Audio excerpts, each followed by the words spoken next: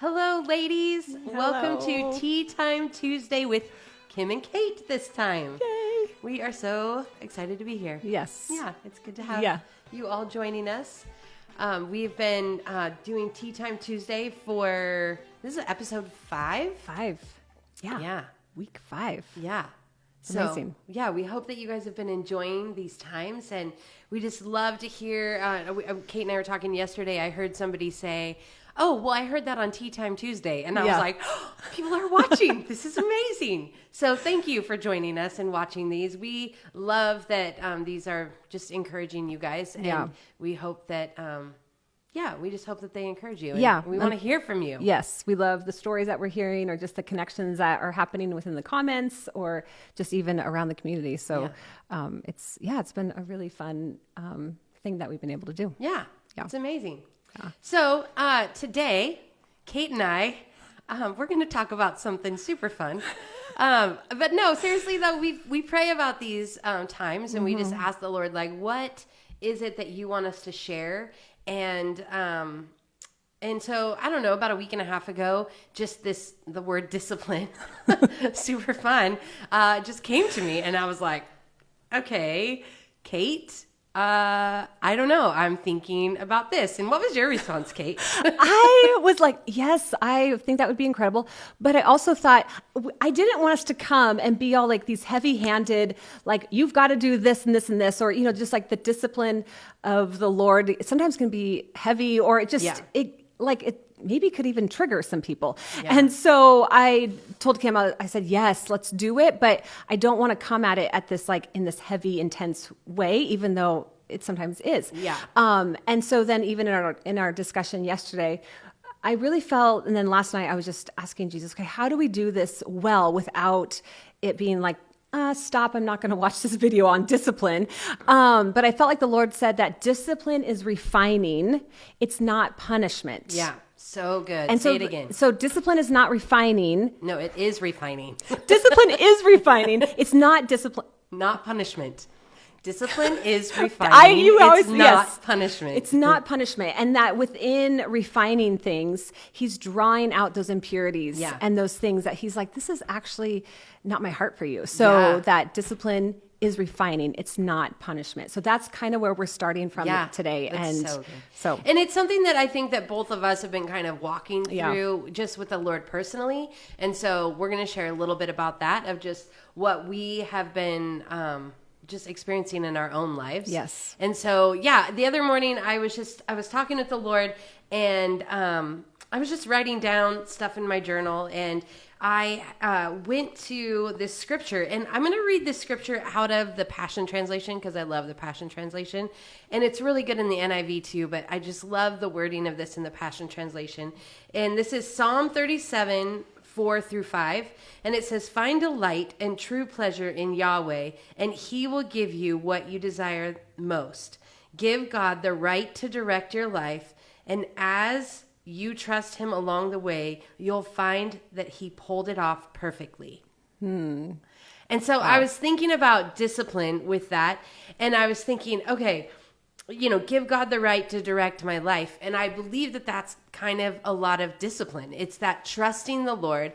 It's that letting him guide my life, and knowing that the plans that he has for me, the things that he's doing in me, the things that he's asking me to do, maybe I am doing something one way, and he's like, I actually don't want you to do it that way anymore. That's discipline. Yeah. But it's always for my good. Yes. And it's always to direct my steps to what he is pulling off perfectly in my life. Yeah. Yeah. And so, I love that. Yeah. No, I love that, because he, in that discipline or in that correction, he knows the best way for you, and where it feels like, oh, this feels hard, or, we get kind of whiny in our relationship with him, like, why? But he knows the best way for us. Yeah. And it's just like that full surrender. Okay, you do know this, and I'm going to fully trust you. Yeah. In this area. And sometimes it's a big discipline. It's a big ask that he has for us. And then sometimes it's just little steps that he's saying, hey, don't do that anymore. I remember him asking me to take caffeine out of my life. And I was like, what? And it was like a year ago, right? It was as we're going into COVID. and we're, in shutdown. And he's like, I want you to start going to decaf. And I'm like, why? Why would I ever do that? And you don't care about those kind of things. And it's not even that big of a deal. It's a little tiny switch, switch in my life. Yeah. And so I was like, okay, I can do this. I really can. And now I'm good without caffeine. And I promise you, this is caffeine free. Yes. But I am good without caffeine, and I'm doing a lot better. I have a lot more energy, surprisingly. I don't have a huge crash in my day where I need caffeine. Yeah. And so it's been beneficial. And so it's things like that I think that he even leads us in, as much as he's directing us in large things of our life as well. Big decisions and things like that. Yeah. It's always, I always think, you don't really care about this, but he does. Yeah, he does. He cares about every detail of our life. Yeah. And it all matters. Yeah, it does. Yeah. I was reading also Hebrews 12, in its verses 10 and 11, and it was talking about how parents correct us for a short time in our childhood. It says, but as, and that seemed good for them, but God corrects us throughout our lives for our own good, giving us the initiation to share his holiness. Now, all discipline seems to be painful at time. Yes, it does.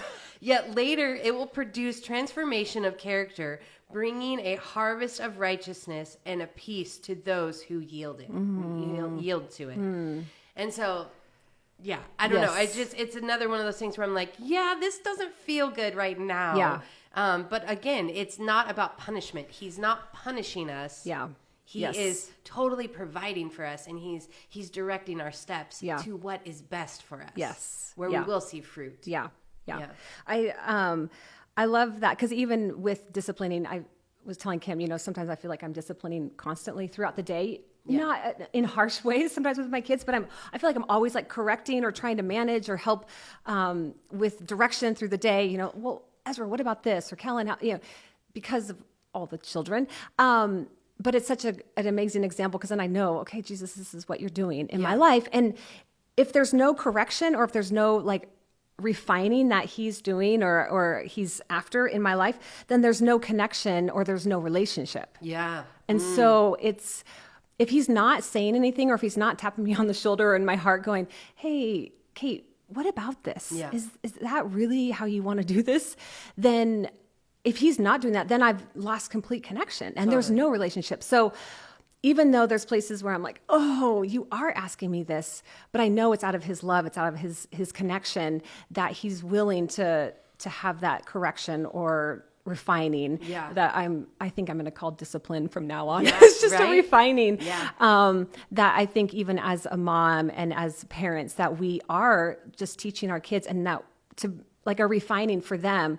But as we allow the Lord to do that, then, it's, but it's because of connection. Yeah. He's like, I want you to thrive. Right. I don't want you to just flail all around. Yeah. And I think that's like, oh yeah, it's because you love me. Right. It's because you love me. And that's where we get to change that word discipline and what we think that it means. Because I think in the world's view, I think that we have this, discipline of a father where I'm like, oh my gosh, I did something wrong and my dad's now upset with me and I'm getting disciplined. I mean, we all remember those times where we were disciplined by our parents when we were growing up. Yeah. But that is so not what he's doing. Yes. And so we can look at that word discipline and there'd be an aversion to it. Yeah. But God's just like, please let there not be an aversion to that word when it comes to me and you and our relationship, because really it is that connection, and it's me loving you. Yes. Saying, I know what's best for you. Yeah.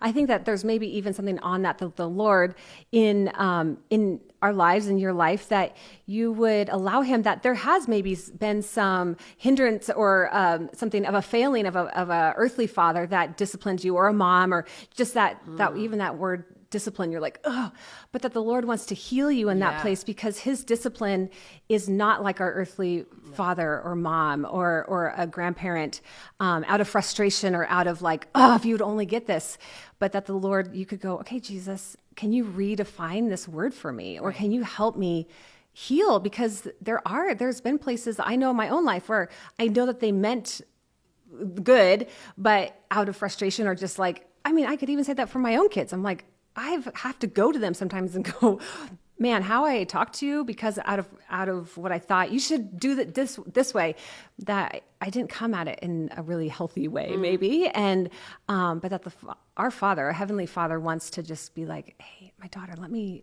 redefine this for you. Yeah. Let me show you what healthy discipline or refining can be in your life, and that it's not this harsh thing, but it's a beautiful connection and value that he just wants to pour into us and to draw out those impurities. Yeah. Because he actually sees the better future that he has for us as we just are like, okay, Jesus, we got this, together. Well, and how many times do we avoid discipline just because of what we're associating it to from our childhood? Yeah. And where he's like, this would actually help if you didn't avoid this. But we do avoid, and then we get ourselves into situations that maybe he could have guided us out of, before we even got there. So, yes. Yeah. It's important. Yeah. So we have been just even at, beginning of the year, things happen. People make some choices to, this is going to be the best year yet. And I'm going to start it off with this. And so I was telling Kate yesterday that I in January, there was a lot of things going on. So I didn't, get to it, but I kept hearing the Lord say, I want you to do Whole30, which I've done a few different times. And then I am a part of Drop Gym as well. And they had us do Fortified February, which was similar to Whole30, but it had a few different things. And so I'm hearing the Lord say, I want you to do this. And I'm like, great. So I get to take out the things that I love, right? There's certain foods that I just love. Yes. And so, it's no dairy, it's no grains, it's no sugar. Yeah. It's all these things. And then with the Drop Gym, it was also no coffee. So not even decaf. Oh my gosh. And so I've been drinking water, and I think this is my third cup of tea in 22 days. So really, I've just been drinking water. Oh. And I was telling Kate yesterday, like, I'm a little frustrated though, because I'm like, why am I doing Whole30? Is it to lose weight? I really hope that it's to lose weight. That's what Jesus wants. That's what he wants. And he is disciplining me and saying, hey, let's do Whole30 because of this. And really, I'm finding out I'm not changing at all. And I don't understand. And so then I get a little frustrated and I'm like, why am I doing Whole30? What are you doing in me? Yeah. Why did you ask me to do this? Because yes, I'm eating healthy, which I do a lot. I eat healthy pretty much all the time. But yes, I go to Chick-fil-A sometimes. Okay, I do it. Thanks for being honest. Right? Yeah. But I was talking to the Lord just the other day and thinking, like, why am I doing these things? Because I'm not seeing a ton of difference in my body. And he's like, yeah, but what's going on in your heart?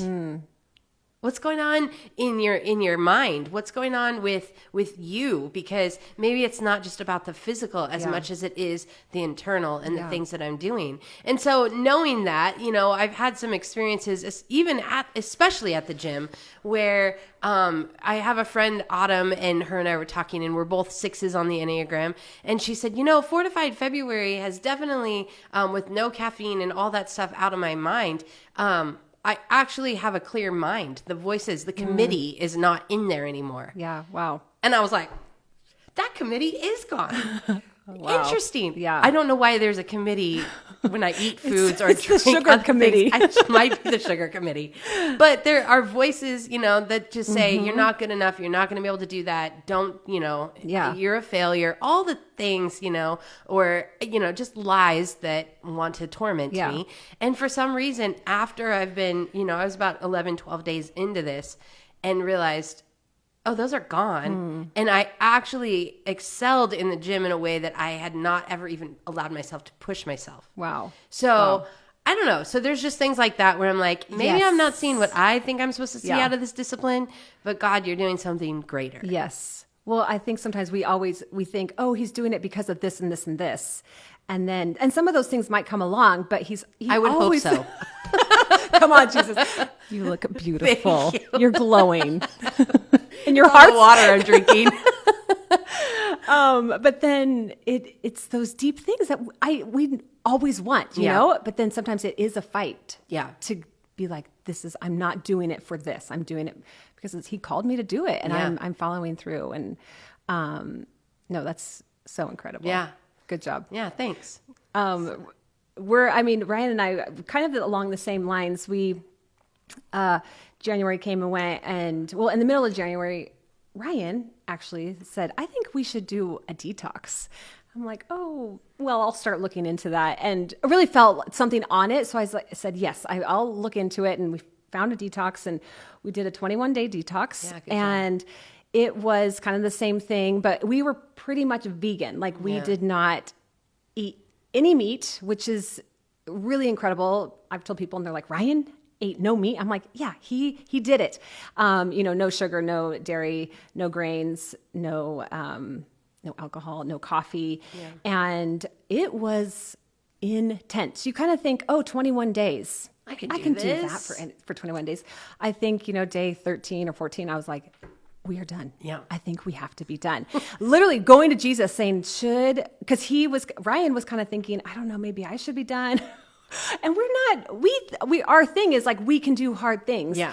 But we were at a weak moment. And then I literally, Jesus, can we keep going? Like this is, we only had 7 days left, but it's like, we felt like super defeated and just going, I don't think we can do this anymore.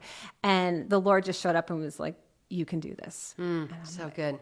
Yes. Okay. So I text Ryan. I said, okay, babe, I think I have to finish this. And he's like, well, if you're finishing it, I'm finishing it with you. And I said, okay. So we had like this courage and encouragement from each other and from people just, okay, we can do this. But it was really interesting just to see discipline in our lives. I feel like within our lives, we have discipline in not like we're like so amazing and disciplined, but there's just things that we have in our life that are structured and practiced and routine that we can stick with. But then with food, it was hard. Totally different. Yeah. I know everyone loves food. We have to eat, but food for us, it's like community, it's friendship, it's, we gather around the table. And so to all of a sudden be like, we have to eat quinoa and grilled veggies. Like, who wants to eat with you? You know, like no one wants to eat with you. And even our kids were like, you're having that again? So it was boring. Yeah. It was really boring. We kind of just ate all the same things. And but I felt like the Lord, just that discipline, like, you can do this. Mm-hmm. And where it wasn't fun. And I felt entitled, like, I deserve coffee in the morning and all these things that stirred up. Yeah. It was just like a discipline and a fast of going, okay, the things that I just think I could go to my cabinet and just eat whatever I want. Mm-hmm. It was just that discipline and really felt the Lord in it. And then we were done. And even we're a week off of it and we're still like making choices because of the things that have been kind of worked into our life going, I don't know, is it really worth it to go back and eat a big bowl of ice cream? No. I don't think so. Maybe in 2 weeks. But honestly, like some of the things we just really feel, I don't know if it's worth it. Yeah. Like, was that really working for us beforehand? And all through, we joked, like we took a detox from 2020, in all areas of our life because 2020 was so intense that, there were just things that we learned to cope in that weren't healthy for us. Yeah. And you're like, no, let's not just grab a bag of chips or like even, and there were some places where I think, we were pretty good with our eating, but even to get more, a little bit more disciplined in it it's been interesting just to kind of go, okay, even with food. So that's kind of where we've been and then going, now what should we add back in? Mm-hmm. Like what's healthy for us? Well, and then that gets to be the conversation with the Lord, where he's wanting to be a part of all of our lives. Yes. Right. And so we get to then say, okay, you had me on this. Yeah. You were disciplining me and having me do this. Now what am I doing after this? And he wants to guide those steps. Mm-hmm. So it's definitely just staying in alignment with him, which is what we say all the time. Yeah. We talk about that being in step with him. And so when we're in step with him and we're trusting him, then his discipline, his guidance, we're following because we know we can trust him. Yeah. Right. And so it's so good. Yeah. Yeah. It's uncomfortable. It's very uncomfortable, but it is worth it. Yeah. I was reading, something the other day and I was spending time with the Lord and he was talking to me about bamboo and little did I know, Ryan has talked about bamboo, and I'm like, what? There's a book and all the things. I didn't know this. But I was reading about the Chinese bamboo and how a tree takes 5 years to grow in the ground. You don't even see it yet. Wow. Right? Yeah. And so it has to be watered and fertilized every single day for 5 years. And if somebody misses a day of not fertilizing and watering that bamboo, it will die. It will not shoot up out of the ground. But if they do it every single day for 5 years, it grows 90 feet tall in 5 weeks once it gets to the top, like comes out of the ground. Oh. And I was like, what? Wow. Like, that's insane. And that's huge growth. It's huge growth. And so after a long time, I was reading this and it said, some people do not have the patience to wait for the tree to grow, yet many do. And I was thinking about that with just life and discipline. And I mean, whoever found out that it takes 5 years has some discipline. Yes. To stick to it. Keep sticking to it. Because a lot of times we want to see it now. We want to see, why are we doing this? He said to do this and it's because of this. And we want to have the results immediately. Yeah. And I'm just gleaning from this going, wait a second. He just wants me to take the steps with him and be disciplined in those steps. And then as I do, he is getting me to his plan that he has for me, the things that he has been waiting to give me, or the fruit that's going to come of this. Yeah. But I have to be disciplined in those steps and wait for it. And if somebody would have quit at 4 years and 364 days. Yeah. And that tree, it wouldn't. They would have missed it. Yeah. And it's unreal. Then to have that growth. I mean, you said 95 feet? 90 feet in 5 weeks. That's crazy. It's insane. And I think sometimes, we eject before the growth has actually even really started or been visible. And we just cut off a lot of maybe potential that the Lord's like, come on. Yeah. So, I think for us, we would, and this discipline, or whatever you feel like the Lord is pointing out for you guys, it might feel like super like vulnerable, or you're like, I don't want to share this, but maybe there's something, and it doesn't have to be super like heart depth of this is what I'm feeling like the Lord's is asking me to do, but it could be something maybe I should drink more water or go on a walk a couple times a week, or it doesn't, maybe it can be a spiritual thing too. It doesn't have to be all physical, but we would love just to hear some of what you feel like, hey, the Lord's prompting you in that refining thing. He just wants to draw out some of those impurities because he sees like so much potential in each of us. Yeah. He's like, come on, this is what I have for you. And so maybe sharing that in the comments, or even just you taking a step and just asking the Lord, is there something in my life that you want to talk about? Yes. That maybe you're wanting to have a conversation about that maybe I've been doing. Yeah. I don't know. Yeah. And because what were we talking about earlier about being good for you, or maybe things are good for a moment, but then, maybe they're not good for you for the long term. Because I was telling Kate, I will just be completely honest with you right now. I hit my limit on this last Friday, and I was just done. And so I turned off my phone about 10 in the morning. I had been receiving text messages and emails and stuff, and I was just like, I've hit my limit. I turned off my phone, and I just started sewing because I love to sew, and I got a sewing machine for Christmas, so I've just been crazy sewing. And I started watching Hallmark movies because I can. And so I just kept watching them, one after the other. And I'm pretty sure that by the end of the day, I had watched like 4. And yes, they're 2 hours long. And yes, I sat at the sewing machine that long. My back hurt because of it. But I was super sad at the end of the day. It wasn't, not that I was sad because of what I was doing. I was loving sewing and it was a lot of fun. But I was kind of just sad. And I thought, maybe. And the Lord was like, how many Hallmark movies did you watch? And I was like, I think 4. 4. Yeah, 4. Yes. And he was like, yeah, did you need to watch all that? Yeah.